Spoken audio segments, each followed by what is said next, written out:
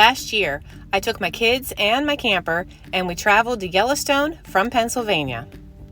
I studied all of the full-time RVer and camper YouTube videos. A lot of times I was frustrated at how long it took them to get to the point. I also found there's a slight difference between full-time campers and RVers versus vacationers, like I am. So if you're planning a long-distance camping vacation, I've already done the research for you, and I'll save you time by avoiding all of the other videos' puffery. This is the first video in the series. Hit that like, subscribe, and notification bell, and I hope you come along with us because we prefer dirt roads. TripAdvisor was instrumental in planning an itinerary. Being a single mom, I had to be able to provide one to the kids' dad. Making it public also let my family know where we were supposed to be in case of an emergency. When you're traveling, try not to get caught up with destination fever. You have to take breaks anyways. I used TripAdvisor to find points of interest along the way. When you find a point of interest, the address is usually available. If not, the website is, and you can pull the address from the website to tap into your GPS. Next up, the Dirt, Campendium, and believe it or not, Google Earth.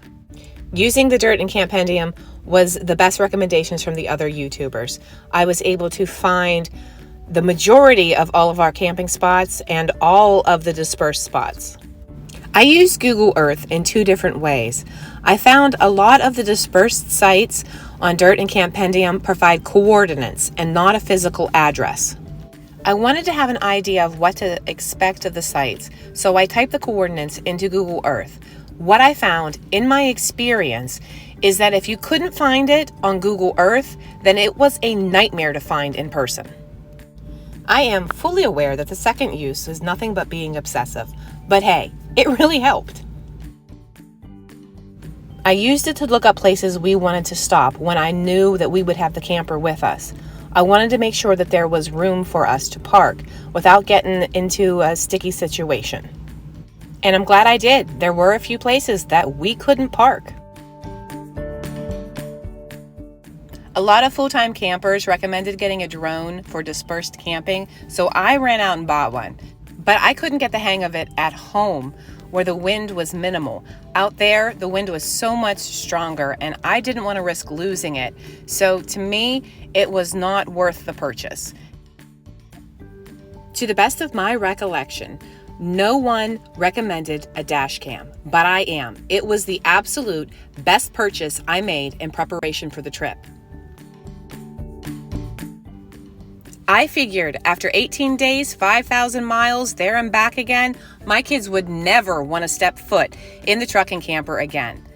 I wanted to be able to document as much as I could, and the version that I have has a little fob, so I was able to snap pictures that I thought were beautiful while driving along the way.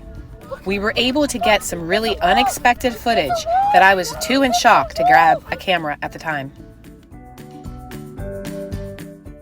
If you can access the inside of your camper with the slide outs in, you can save some serious money like we did. Out of the 18 days total, we camped for free for 6 of them. In rest stops, dispersed camping, absolutely free. State parks tend to be cheaper than, say, a KOA. We took our generator. We were able to stay at Devil's Tower for $14. This is inside Yellowstone. Getting the reservations can be a nightmare a year in advance, but we were lucky enough to stumble upon 2 nights, and when we were there, we were able to move and get 1 additional night. The Grand Tetons is the whole reason I took the camper. I wasn't able to find a hotel room for under $300 a night. We stayed here for 2 nights for free. You can see the generator down in the lower right-hand corner. Take it. It opens up so many more sights to you if you have the generator, especially if it's hot. Hope you enjoyed the quick tips.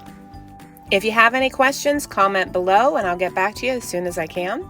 I'm also going to start an Amazon storefront to provide you with links for some of the gadgets and other things as we go along. I hope you'll stay with us because, as always, we prefer dirt roads.